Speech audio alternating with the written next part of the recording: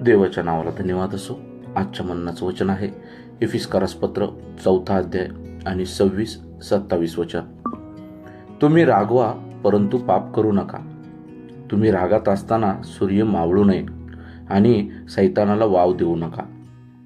राग हा माणसाच्या 8 स्वभावातील एक स्वभाव आहे. राग येऊ शकतो कारण आपण ह्युमन बिंग्स आहोत, आपण माणसे आहोत आणि आपल्याला राग येईल. परंतु देवाचं वचन सांगते की रागाला ताब्यामध्ये ठेवणारा तो एक नगर जिंकणाऱ्यासारखा आहे. म्हणून आपल्या मनामध्ये आपल्याला रागावर आपल्याला नियंत्रण ठेवायचं आहे. आपल्याला आपल्या रागाला संध्याकाळ व्हायच्या त्याला नष्ट करायचं आहे.